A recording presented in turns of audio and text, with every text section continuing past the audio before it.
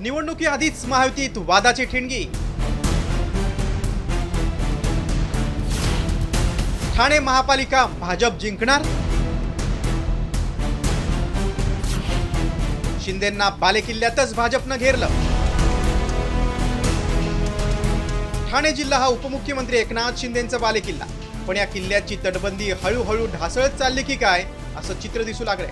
आणि त्याला कारण ठरतोय शिंदे सेनेचाच मित्रपक्ष भाजप। भाजपचे मंत्री गणेश नाईकांनी शिंदे सेनेला डिवचत पालिका निवडणुकीवरून एक विधान केलंय। पहा काय बोललेत नाईक। भविष्यकाळची ठाणे जिल्ह्यामध्ये भारतीय जनता पक्ष निश्चितपणे एक नंबर राहणार आहे, याच्याविषयी कुठल्या ज्योतिषाची हात वगैरेची गरज नाही। नवी मुंबई भाईंदर येथे भारतीय जनता पक्षाच्याच नेतृत्वाखाली त्या ठिकाणी महापौर पद आहे।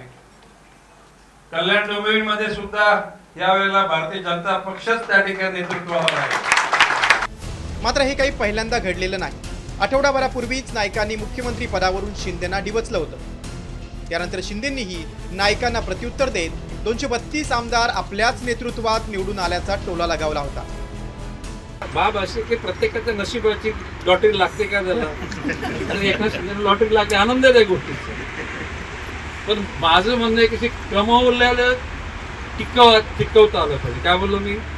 किती कमवलं त्याच्यापेक्षा नाही, किती कमवलं आणि कसं टिकवलं हे जनसामान्याची नजर असते। या राज्यामध्ये 2.5 वर्षामध्ये जे मी मुख्यमंत्री म्हणून काम केलं, एक टीम म्हणून काम केलं, ते राज्याला माहीत आहे। आणि त्याचमुळे या राज्यामध्ये महायुती सरकार लँडस्लाईड विक्ट्री आली आणि 232 आमदार या महाराष्ट्राच्या इतिहासात कधी आले नव्हते। त्यामुळे कामावर या महाराष्ट्राच्या जनतेने आपल्याला मतदान केलेलं आहे। गणेश नाईक आणि एकनाथ शिंदेंमधील ही वर्चस्वाची लढाई आनंद दिघे ठाण्याचे जिल्हाध्यक्ष असल्यापासूनची आहे। त्यामुळे शिंदेंना बालेकिल्ल्यातच घेण्यासाठी भाजपकडून नाईकांना बळ दिल्याची चर्चा आहे। गणेश नाईकांनी शिंदेंचा बालेकिल्ला असलेल्या ठाण्यात जनता दरबार घ्यायला सुरुवात केली। एवढंच नाही तर ठाण्यात ओनली कमळ म्हणत शिंदेंना थेट आव्हान दिलंय। त्याबरोबरच शिंदेंचं नगरविकास खातं भ्रष्टाचाराचं कुरण झाल्याची टीका केली। तो त्यांचा आत्मविश्वास आहे। निवडणूक होती त्या टायमाला ते चित्र समोर येईल। तुमची परिस्थिती काय? ठाण्यामध्ये शिवसेनेचाच भगवा फडकणार आणि ते महायुतीचा म्हणून फडकणार।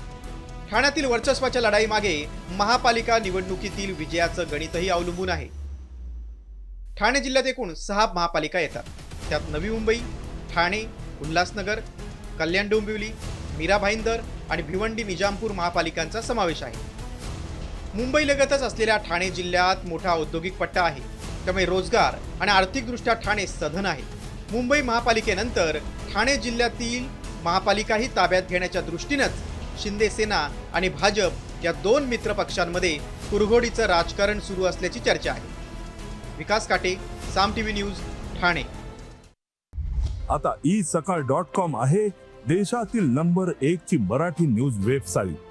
प्रत्येक अपडेटसाठी isakal.com ला नक्की भेट द्या।